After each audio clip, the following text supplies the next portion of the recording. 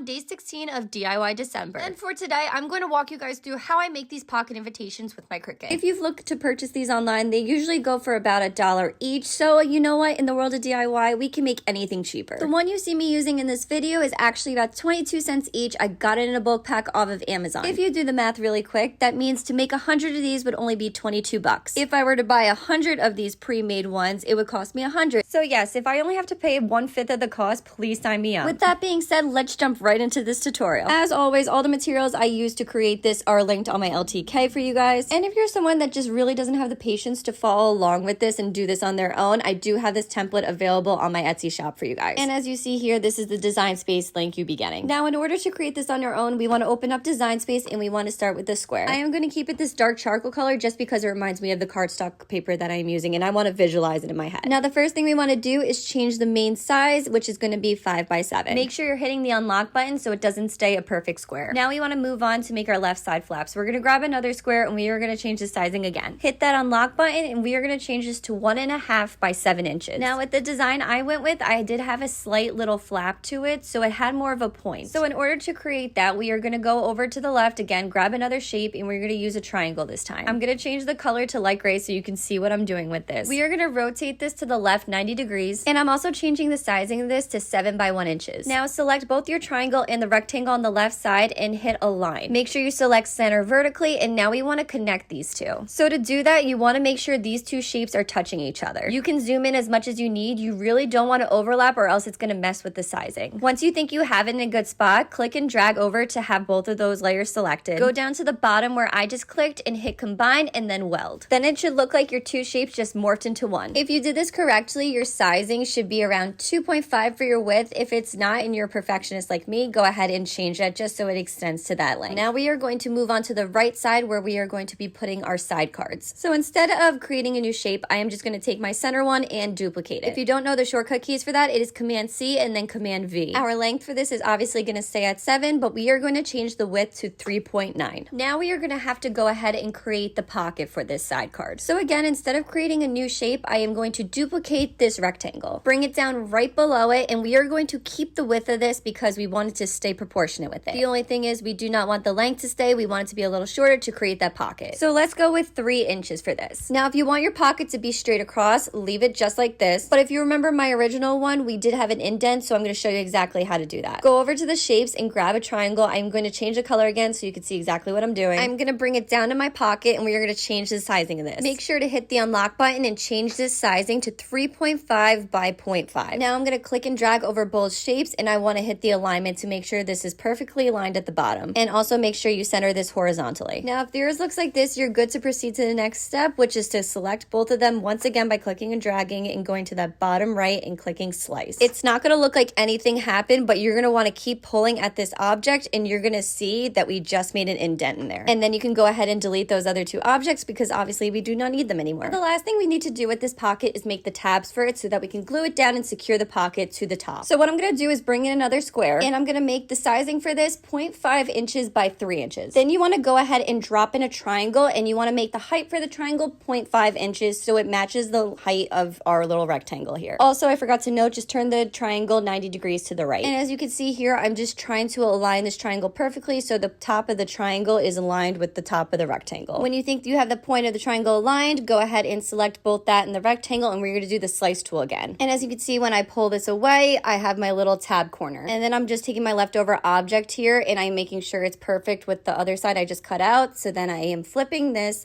and I am also going to be slicing it from this tab. And as you can see, as I back out of this, that I have just created a little tab on the left side, and now all I have to do is duplicate this shape, and I'm going to flip it so that it is on the other side of this little pocket. Now take a deep breath because we did the hardest part of all of this. Now we just kind of have to set this up and put things together. So in order to make that easier on us, I am just going to select every other shape, and I am going to make it a different color so I'm able to visualize and see where everything is. Now I want to start bringing my pieces together. Slowly kind of inch them them towards each other, make sure you're using the alignment tool. It is there to help you make sure everything is perfect. Also, zoom in if you need to. You need to make sure all these objects are touching. If they are not, you're going to get unwanted slices. Now, the reason I told you guys to make this different colors is because we now need to make marks to tell our Cricut where we need the fold lines to be. So in the shapes tool, we are going to take a line and we are going to make it 7 inches, and everywhere you see the different colors touching, you want to put a line. And also make sure you change the size of the line depending on where it is, because you don't want to overextend it. Also, make sure you change your line function depending on what you want it to do. If you have a scoring tool, make sure you use that. I am using DeBoss for these because that is what I have and I didn't buy a scoring tool. Both work just as well. Now let's put everything together. When you think you've had that all situated, let's go ahead and highlight this entire thing. If you hold down Shift and click on all the layers besides the ones that are lines in your right side tab, and then go down to combine and hit weld, you are going to make all this one shape. Now, to make sure those lines we made don't move from the pocket fold, we need to select this entire thing by clicking and dragging, and we are going to attach it. I am warning you now, if you do not attach them, they will move when you go on to make. So please, please, please make sure you attach it here. And then if you're like me and want to be extra and add the date to it, you can flip this horizontally, and then on that little right tab, you are now going to make your date there because we are doing it the opposite way. So add in your text layer. You can deboss it. That's what I ended up doing. Or you can put in a pen and you can have the pen function write in your date. Really, the decision is up to you. This is just how I went about it. And then you should be good to go to send this through your Cricut with your cardstock. And that's all I got for you guys today. Make sure to give this video a save if you're looking to make one of these with your Cricut.